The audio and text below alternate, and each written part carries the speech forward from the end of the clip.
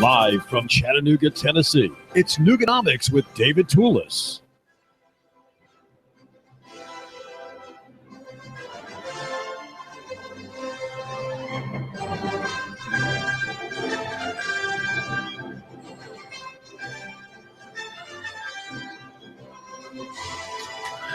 The idea of local economy is truly a marvelous one. It has a political theory as well. It's very decentralized in its nature. It's very localistic in its perspective. It borrows from our own country's foundings. The origins of the American Republic are in the county.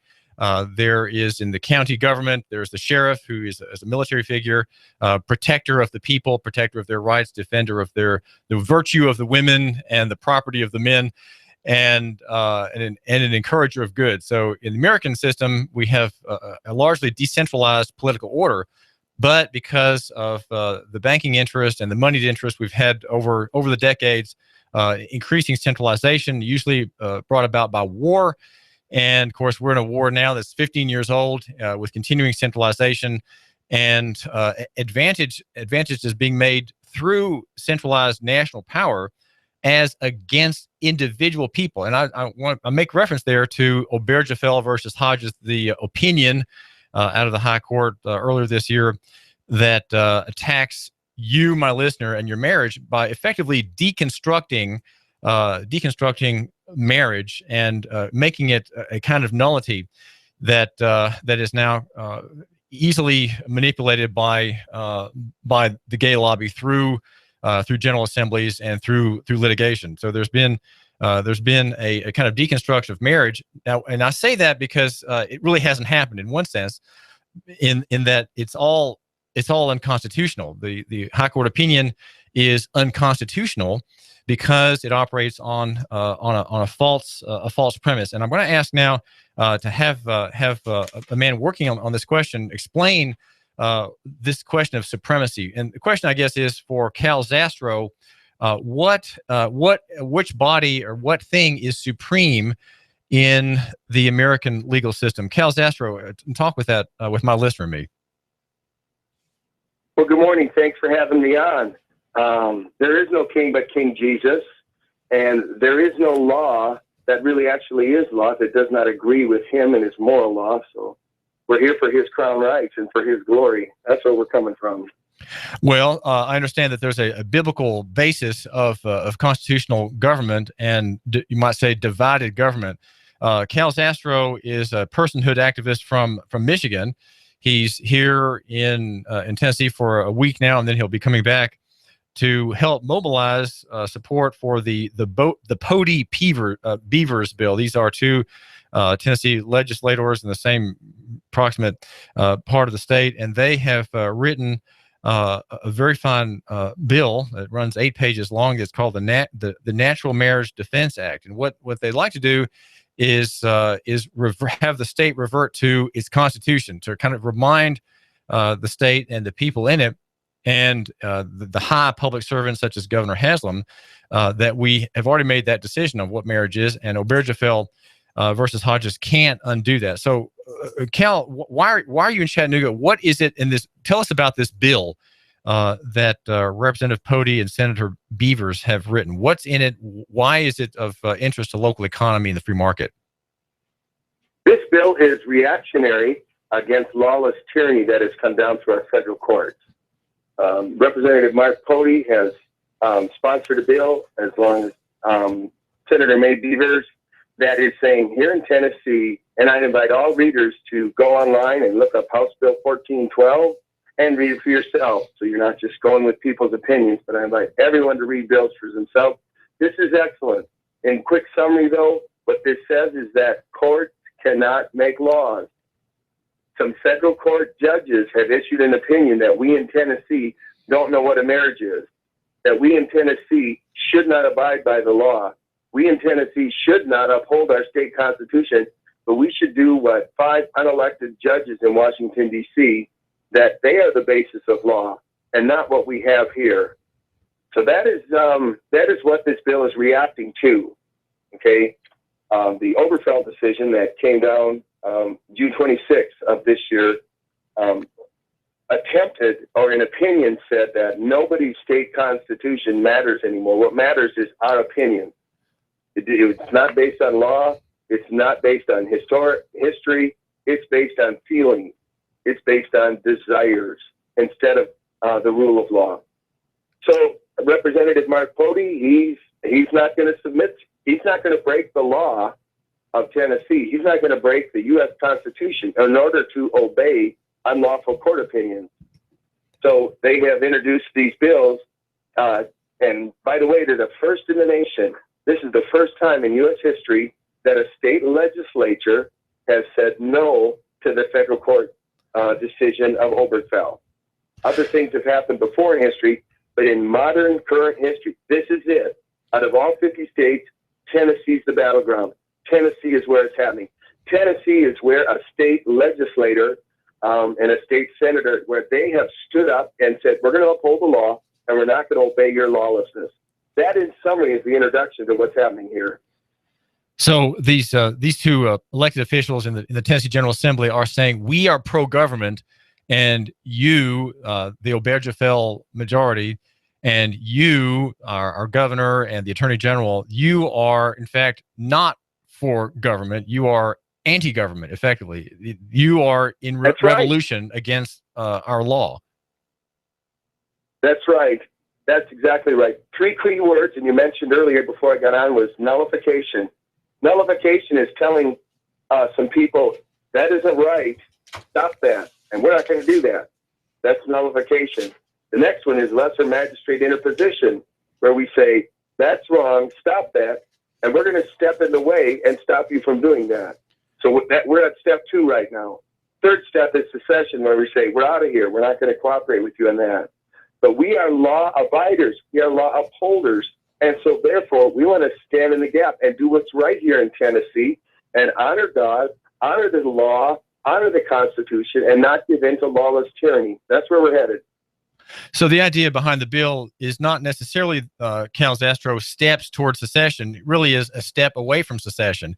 If people are angry enough and their political leaders are angry enough, they may vote to secede, but that's not really in view. What seems to be in view is really a very moderate step. Nullification says we like our compact with the union. We like being part of it. We appreciate being part of the federal empire. We appreciate sending tax money, getting free tax money back. We appreciate all these rules and regulations that make us strong, healthy, wise, and good. And but on this point, on the point of marriage, we take a different perspective, and we're going to say no. We're saying no to a high court opinion, though we want to be part of the union. So so are you saying that this second step is it really is the final step? It really should be the final step, right? It's a step of moderation, and yet resistance. Right. This is the step of saying we're going to uphold the law. That's what this is. We are law abiders. We are standing for peace. We are standing for law. That's what we're doing. The federal court is standing for lawlessness. And if the governor, if the president, if other magistrates, if other elected officials or appointed government officials, if they want to become lawbreakers, we will not join in their criminal behavior. We will continue to be law abiders. Well, here in Hamilton County, Cal Zastrow of Michigan, he's a personhood activist who's in Tennessee for a time to help with this measure. We have a county clerk named Bill Knowles. Now, Bill Knowles is a practicing Christian. He's a member at Woodland Park Baptist Church. I think he came from the Church of the Nazarene background. He's held elected office as the clerk for several cycles. He's maintained his position. And he's very, very well liked, very highly respected, very noble, moral, and good man. And yet, on this point, I'd like to suggest that he, in agreeing to unite two men in marriage and two women in marriage in a sequence that have come through his office, that he has violated his oath of office. Now, this bill, the Natural Marriage Defense Act, talks about the oath that Bill Knowles took to uphold the Constitution. What does the bill say about oaths? Why are oaths important for my listener? Oaths are very important because it declares that the law is what's ruling here and not people's opinions or what people want to do. And an oath is a commitment before God and before the law to uphold that law and to uphold that standard instead of go by people's wills and desires and their feelings. We are a country not of kings, not of executives that rule over us. We are a country of free people who it's we the people are the government, and we give permission, we give consent to elected officials to serve we the people, and they must take an oath to serve we the people and uphold the Constitution, uphold the law that we have written. So for people to say, I'm not going to obey the law anymore, I'm not going to uphold that law, I'm not going to obey my oath, that is a crime. That is wrong. So the oath that Bill Knowles, the county clerk in Hamilton County, took is not merely ceremonial. It's not just something that the grandee does to look good before his constituents. It really has a significance, you're saying. Right. It's very significant because if we do not keep our oaths, especially those that are civil magistrates and sheriffs and elected, if we do not keep our oaths, then we have nothing but lawless anarchy and a group of bullies and bandit warlords that rule over us instead of the rule of law, which is not only criminal, but I believe it's also sin against God to live in lawlessness. Well, what you're saying, as I'm understanding you, Cal Zastrow, you're saying that the county clerk, a county clerk is a ministerial position. He's a scribe. You know, a clerk is someone who shuffles papers around, keeps records. He's a low-level functionary but though he is a constitutional officer in Tennessee government, he also, you're saying, has a duty to uphold the Constitution, and his upholding the Constitution cannot be, and his desire to do that cannot be swept aside by an opinion that would pretend to separate him from that obligation. You're saying he has to obey the Constitution even though he is a lowly clerk. That's right. Everybody, the policeman, the code enforcement clerk that works for a city or a township or a village or something, each one of those people take an oath to uphold the law. They don't take an oath to a person. They don't take an oath to an idea. They take an oath to uphold the law. But the county clerks that are issuing marriage licenses or that want to issue them, they have become lawbreakers when they do that. They have participated in lawless tyranny when they're doing that. And they're breaking their oaths before God. They're breaking their oaths before the Constitution and the rule of law here in this nation.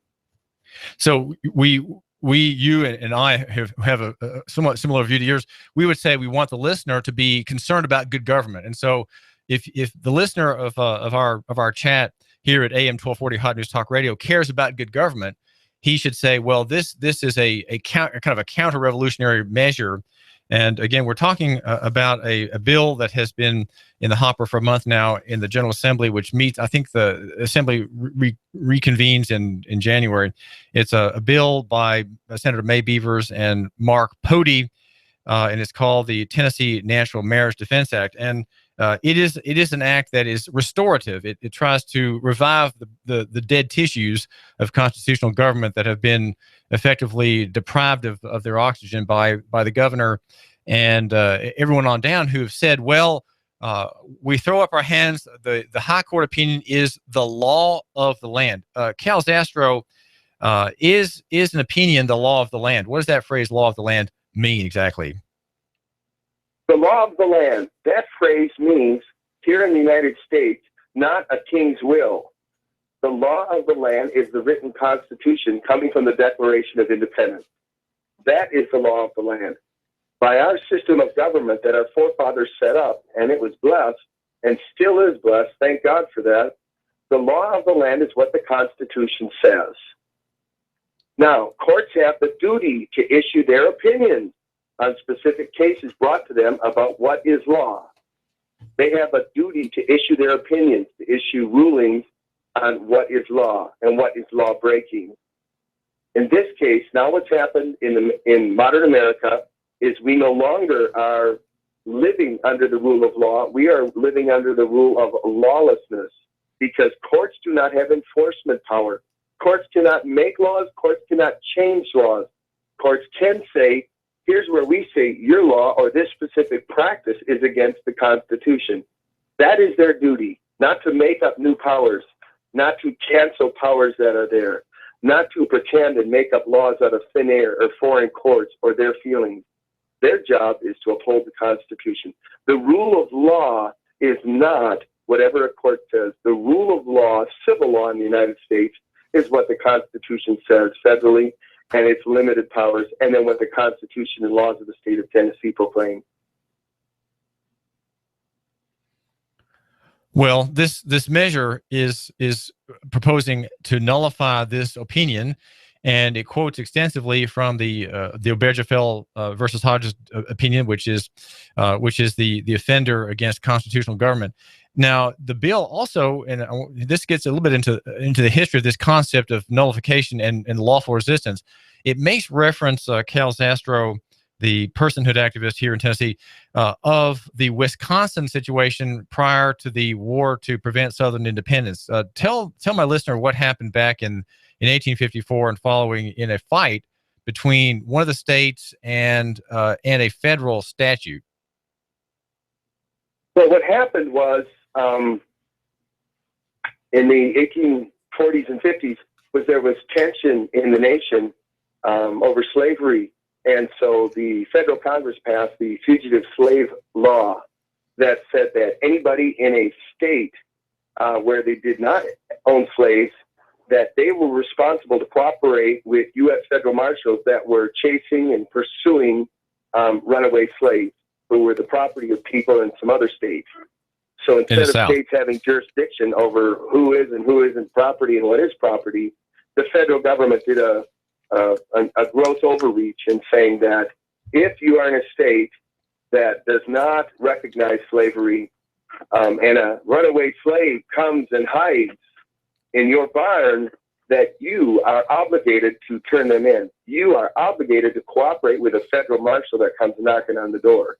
So what happened is in the Wisconsin legislature, the Wisconsin Supreme Court voted and ruled and says, we do not recognize that law as constitutional. That law is not, that bill that they passed is not according to law. It's not according to the Constitution. We will not recognize it. We will not support it. We will not enforce it. We will not permit it to be enforced here in our state. That's what Wisconsin and some other states did over that one issue at that time.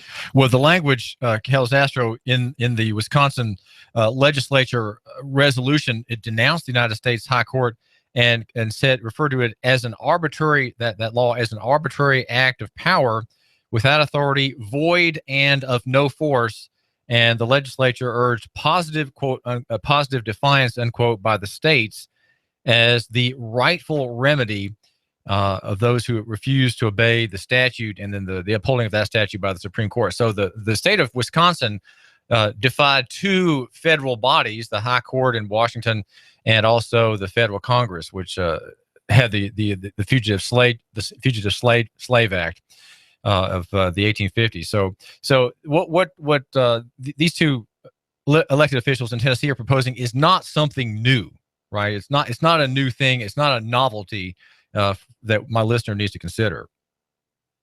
This is the historical Christian doctrine of lesser magistrate interposition, where a higher magistrate, all throughout biblical and church history, there have been examples where Christians and non-Christians have done their duty and done what is right and upheld the law and upheld what was right and honored God when they are ordered to break the law by another magistrate, usually a higher magistrate or a judge or a king or something.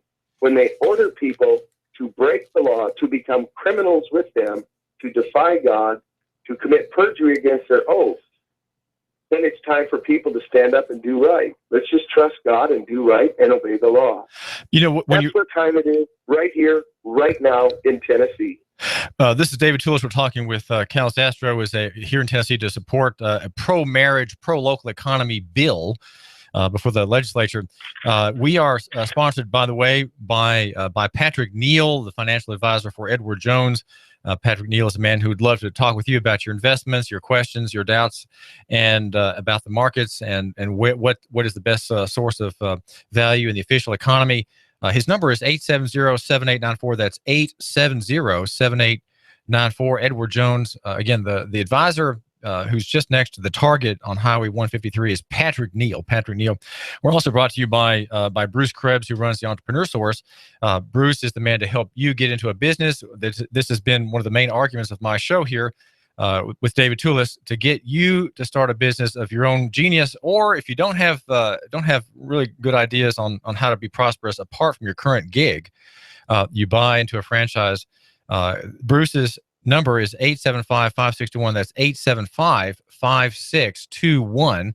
And my name is David Tulis, and Bruce, by the way, is at Entrepreneur Source. Do call him. Get on his agenda. He's in increasing demand as people around the Chattanooga area realize that they've got to have a plan B, and he is the man to help them get a plan B.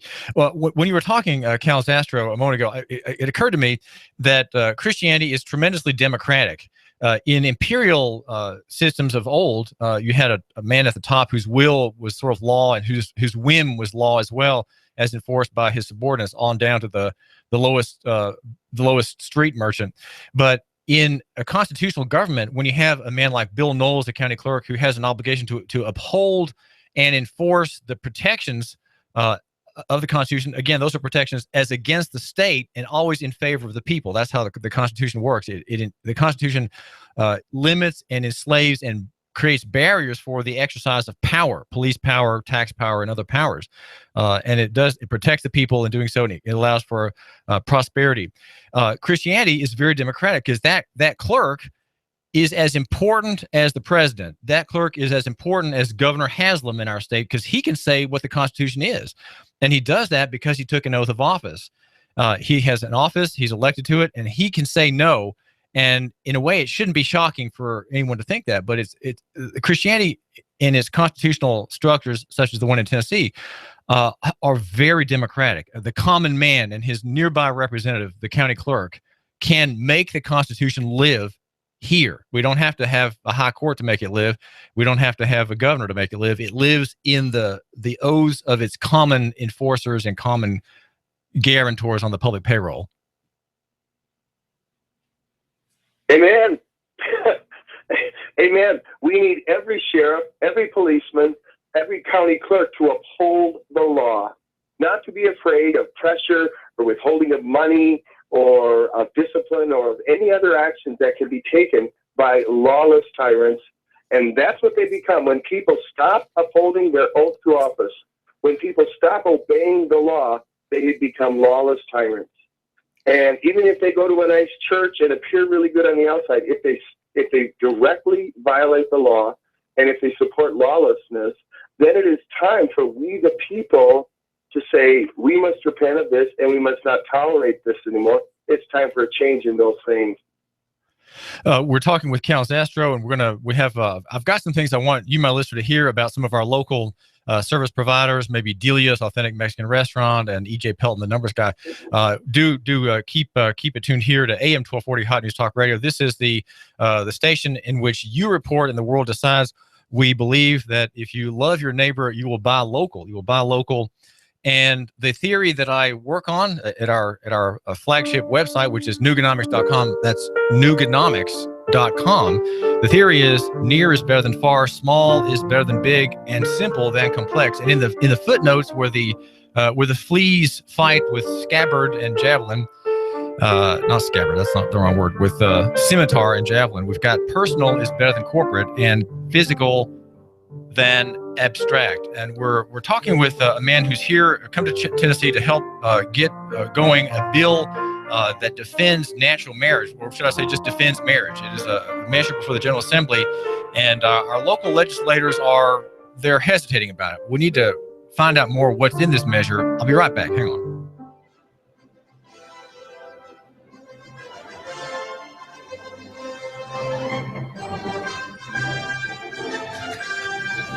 Make sure at lunch today you go to Delia's Authentic Mexican Restaurant in South Saudi Daisy. Delia's, run by Maria Hernandez, is a great place to eat. Maria uses the freshest ingredients, all cooked to perfection, and you have a great line of choices: enchiladas, quesadillas, and loaded nachos. Mention my name if you can remember it, David Tulis, or say that you've heard about Delia's on the radio. And if you're a new diner at that little establishment, you'll get a free iced tea and that helps me keep in good graces with Maria, something I really would like to do. And also, there's a special. You can ask for that today. That's the Hot News Talk Radio special, and that's the burrito plate today. It's $1 off, number 15 on the menu. Just ask for that and say, "Hey, heard about you on the radio station." And again, the restaurant is Delia's, open for dinner and lunch, and closed on the Lord's Day. A great place to eat. And remember, our theory is support local economy, and indirectly, if you support local economy through our bevy of advertisers, we will be a thriving, growing concern here at AM 1240, the station that lets you report and the world decide. I'm David Tulis, the number 5 host on our station. I'm behind Sean Hannity. I'm behind the kid Russell, and also Keon Rose, our sports expert, and the convivialist we have, Eric Judd, who's always laughing at things and just telling the tallest tales. And I am talking now with Cal Zastrow, who's visiting from Michigan. He's a missionary overseas part of his time. And when he's stateside, he is involved in the defense of the unborn, working toward encouraging men and women in authority to defend the defenseless boys and girls who are ripped to shreds in the wombs of their mothers. Cal and I are getting caught up on this important question. There's a bill before the General Assembly. Cal, what is this bill about that's so important, and what are some of the points that it makes? The bill title is House Bill 1412, introduced by Mark Pody, and there's the same bill was introduced by Senator May Beavers in the state, and it's called an Act to Amend Tennessee Code Annotated Title 36, related to the Tennessee Natural Marriage Defense Act. What this bill says, the application of it in Section 1, it says that section in point C, natural marriage between one man and one woman as recognized by the people of Tennessee remains the law in Tennessee, regardless of any court decision to the contrary. Any court decision purporting to strike down natural marriage, including the Oberfeld versus Hodges decision of this summer, is unauthoritative, void, and of no effect. So it's declaring we uphold the law, we support the law, and the court opinion cannot overturn that. It also requires, and I'm quoting in Section D, that the Attorney General or reporter shall defend any state or local government official from any lawsuit regarding the official's recognition of natural marriage as defined by this section. Well, I wonder why. Let's just back up for a second. Why that's important? Because that's what Herbert Slattery III, the Attorney General, did. He defended marriage all the way to the Supreme Court, and the Obergefell versus Hodges decision went against him. So, what is the purpose of legislation, which is, of course, a bill that becomes a law is always weaker than a constitution? We have a marriage amendment in the Constitution. Why the effort to pass all these words defending marriage and denying and defying effectively Obergefell? What is the purpose of this effort? Where is it going to go? Cal Zastrow. Where is this going to go? It's Lord willing. Is that the people of Tennessee will say, we are not going to abandon the law and become lawless. That is what's happening now. The Oberfeld decision is lawlessness. So the people of Tennessee hopefully will get this passed, and then we'll defend it. And like what happened in Kentucky, a federal judge told a county clerk, Kim Davis, saying, you have to issue same-sex marriage licenses. And Kim Davis says, no, I don't have to. In fact, that would break my oath, and that would be lawlessness to do that. So then a federal judge came and held her in contempt of court and threw her in jail without bail, without bond, and said, you will do my will. Without law, he said, you will do my will. So what happens is if the feds try and do that here, then it's the state of Tennessee's job, the Attorney General's job, it's the governor's job to stand with those. Also, if there's more lawsuits involved, then it's the state of Tennessee. Then that way, the county clerk, down in Hamilton County, he doesn't have to hire private attorneys and defend himself that way. Well, also, it'll mean this, that if the federal government says, okay, we're going to withhold your federal highway funds or your ag funds or whatever, if they say we're going to withhold the taxes that you pay to us, we're not going to give those back to you for our duty there, then this is the state's responsibility to challenge that. Not an individual or not a county, but the entire state of Tennessee must interpose here and stand up to that lawless tyranny. The interposition that the bill proposes is aimed sort of at the government itself in the abstract, with the Attorney General defending on lawsuits against county clerks and others who insist on marriage that this bill says is right and true and constitutional. But it seems to me that at this point we don't have really lawsuits at issue. We have there's not a legal solution to Obergefell overturning marriage in Tennessee. It really seems to be needed is political and even quasi-military through sheriffs. Sheriffs are defenders of counties.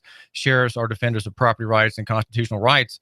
And it really is to them. It doesn't seem to me any more a legal issue once you propose nullification of an opinion that pretends to have the force of law. It seems to me outside of litigation being able to remedy it. Don't you think, Cal Zastrow? Yes. These things need to be talked about, and the law needs to be reaffirmed, especially when it's under attack by higher magistrates and by tyranny.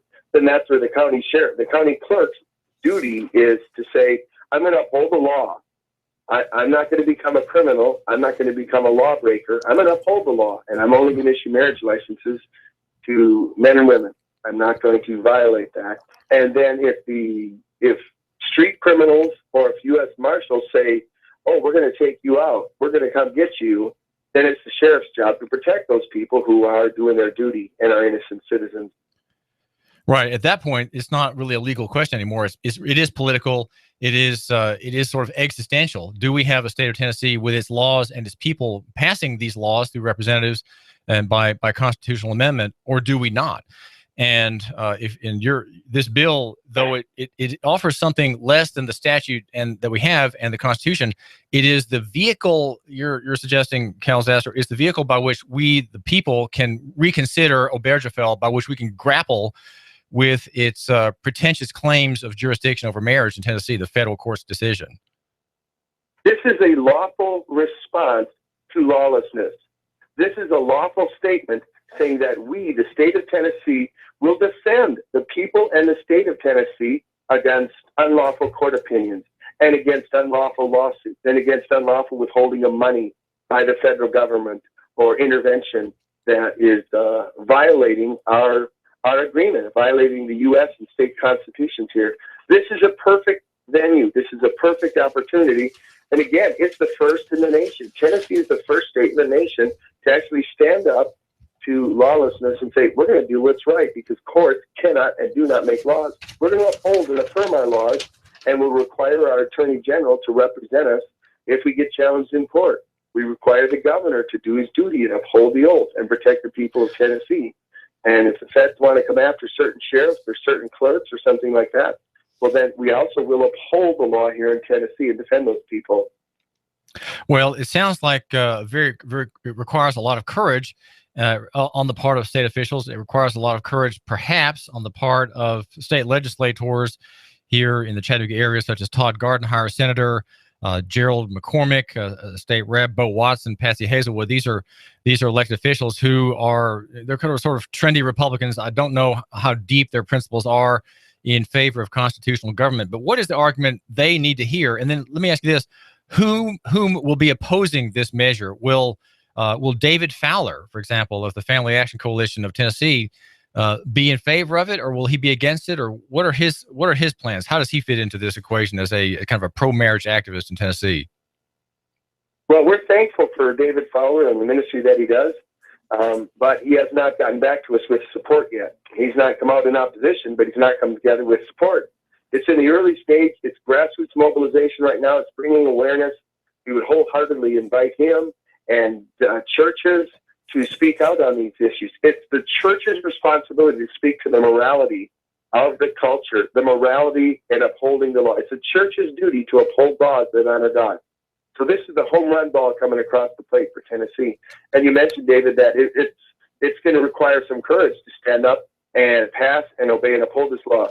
I'm not worried about that at all. Tennessee's got quite a history of courage, and I just think it's time for some more of that right here, right now. Well, we're talking with Cal Zastrow. This is David Tulis. What are can you name an author or two, or can you name a book or two that might help my listener get a little bit more into this topic, Cal? Matthew Truella has written a current book called The Doctrine of the Lesser Magistrate. You can look up Matthew Truella, Trewhella. He's got a book up there. I'm not trying to be commercial, but that book really nails currently what's going on here. Also, the interesting thing is I'd invite people to not just read the current sports scores, but to read the works of Blackstone, to read the works of Locke, to read our historical documents that made this country great, and why the rule of law is important, and what the division of powers and separation of powers are. This bill also mentions the 10th Amendment and the agreement the states have and the limited power the federal government has. And as we can see in practice that some lawlessness is occurring, well, I'm just excited to be a part of what God's doing. I'm excited to be a part of what living constitutional law is looking like. And it's standing with Mark Pody right now and May Beavers and the good people of Tennessee. Let's go. Let's do this. Let's lead the nation in lawfulness. In the interest of constitutional government, Cal, can you remind my listener what the 9th and 10th Amendments say? What are their general arguments, and how is my listener protected by them? Well, the brief summary is this. The federal government does not have complete power over us. The FBI cannot pull you over when you're speeding and shoot you in the foot because you are speeding. The federal government has very limited powers. And those basically are foreign treaties, relationships with other nations, solving conflicts between states, and even the post office and the federal army, those kinds of things. But law, crime, commerce, those things, those are all left up to the state, and they're guaranteed to be left up to the states and to the people. So the federal government is actually bound by law, by Constitution, to what it can interfere with, to what it can do between the states. The Constitution is not given. Our forefathers did not give us a Constitution so that the government could do what they wanted to. Government is there. It's a gift from God to protect people's rights, to protect innocent people from aggressors. That is the purpose of civil government, not to lord it over us, not to pretend that they're Caesar and they can take from us and take from God whatever they will and wish. That is not the purpose of government. And I'd invite folks just to read those principles and study the principles of the Constitution and then apply them to your daily life and also to the civil government here. So the book is, again, Matt Truella. The name is Trewhella. I do recommend this volume. I have read it and have chatted with the author several times and have a very favorable impression of his work. He's a minister. He is long involved in the defense of the unborn out of Milwaukee. He is a missionary to the unborn, as he calls himself, and is involved around the country with his many children. He has about a dozen children or so, very handsome-looking young people. He's involved in promoting life and getting people properly horrified at the slaughter of boys and girls, black and white, and Hispanic, at the hands of Planned Parenthood and other service providers, women's healthcare providers. This is David Tulis. Well, Cal, what exactly is in view in the next month, say here in Tennessee, as regards the Natural Marriage Defense Act? Whom is coming to help this effort? What is are there going to be forums, events? Is there going to be a parade? What's ahead on the calendar? Oh, I'd love a parade, but other peoples are having Thanksgiving and Christmas parades, so you can get some literature promoting the bill and then go pass it out the parade. But coming up Saturday, December 5th, we haven't nailed down the location yet, but there'll be a church building somewhere south of Nashville. We may do one also in Chattanooga if people invite us to. But Pastor Matthew Truella, he is coming to Tennessee to educate people. We also have some other folks. The attorney Herb Titus is coming. He's very concerned. He's coming here to Tennessee Saturday, December 5th. Invite people to, if they have that Saturday open, to plan to attend a free teaching session and also some training on how to apply the law and how to effectively and respectfully mobilize and lobby and encourage and get this message going. So those are some dates that'll be coming up when we nail down the details. For those, there'll also be a rally coming in January. The legislature reconvenes on January 12th. Also, we're hoping to have a big rally at a church building on the 10th or the 11th before that happens in the Nashville area. And then on the 12th, when the legislature reconvenes, we'd like to be out on the steps. We'd like to be out on the lawn in front of the Capitol, praying, rallying, educating, demonstrating, and saying, let's uphold the law. Let's pass House Bill HB 14 and its mirror Senate bill. Let's return the rule of law and stand on the law here in Tennessee. Okay, so we invite people to get educated about the issues. We invite them to not just believe what we're saying, but to read the law, read the bill, read the Constitution for themselves, and let's trust God and live liberty and go do this. This is David Tulis. I'm a writer here in Chattanooga. I'm the editor of Nooganomics.com. That's Nooganomics.com. That website is perhaps in our state the only one that I know of, the only media outlet that I know of that's covered this issue extensively. I've written on this, done quite a bit of legal reading on the question of interposition as a doctrine. It is a Christian doctrine. Shadrach, Meshach, and Abednego were involving themselves in that very thing as they stood before Nebuchadnezzar, who threatened them and then threw them into the fiery furnace. They were standing for what is true and what is right. They were standing for God. And here we have marriage, which is something that is part of the created order. God created marriage, and He expects marriage to be rightly honored and not to be abused, as it has been against local economy, against free markets, against constitutional government by the, you might say, the Yankee High Court in Washington with its opinion. I like that. Opinion Obergefell versus Hodges, which is a travesty of judicial reasoning. The dissenters in that case are right in a lot of ways, though they make the mistake, I think, Cal Zastrow, the dissenters, by presuming that this opinion does have the effect of law on all the states. And that even the dissenters have, I believe, that bit of judicial tomfoolery that in fact that opinion is a law. It's not a law. It's just an opinion. There is no such thing, Cal Zastrow is telling us, as judicial supremacy, but there is, fair to say, constitutional supremacy, and that's I guess the main idea. If my listener's going to get involved in this effort, he needs to be thinking what, Cal Zastrow, in short, what's the shorthand argument he's got in his mind? The shorthand argument is to ask themselves and ask other people, should we go by the rule of law or should we go by the opinion of courts? That's the issue at it right now. Interestingly enough, in the House Bill 1412, Pody quotes Supreme Court Justice Roberts. Roberts says that Obergefell is an act of will. It is not legal judgment. And the right it announces has no basis in the Constitution or the court's precedent.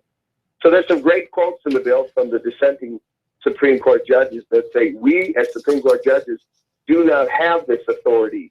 This is not right. This is not our right. We cannot enforce. We cannot do that. We must obey the law and not just make up wills and rights and rule over people as judges, as tyrants. And I think it's really good stuff. I think that's important because it's not just something happening in Nashville. What you're saying is not just abstraction. This whole concept of marriage and defending marriage is a defense of capital. It's a defense of my listener and at the very core of his being, him being married to his wife. Is that union simply a matter of man will or man worship, or is it something that God ordains? Every man has a right to marry. It is a common law right. Of course, we have in all of our states, we have states that preempt common law rights to marry and pretend to license it. But even so, that's a mistake. You have a right to marry before God, and every man does, whether he's a Christian or a heathen. He has a right to marry, and the state cannot arrogate to himself, or the court cannot arrogate to itself the presumptive authority to define that and make it an abomination, which effectively is what Obergefell did. Created an abomination, not in the law, but in the opinion of law, which has, sadly to say, the effect of law here in Chattanooga. I would add an adjective to the abomination. It is a lawless abomination. Cal Zastrow, listen, thanks so much for chatting with us. God bless you. Thanks for having me on. Liberty in Tennessee. Let's do this. This is David Tulis. We've been talking with Cal Zastrow. We are brought to you by Eric Pelton. Eric Pelton runs E.J. Pelton Company. He's the numbers guy. and runs an accounting and tax service that works to help you keep more of what you've earned. He's a CPA, a very astute and intelligent man, very current on the law. Eric Pelton, 622-3156. That's 622-3156.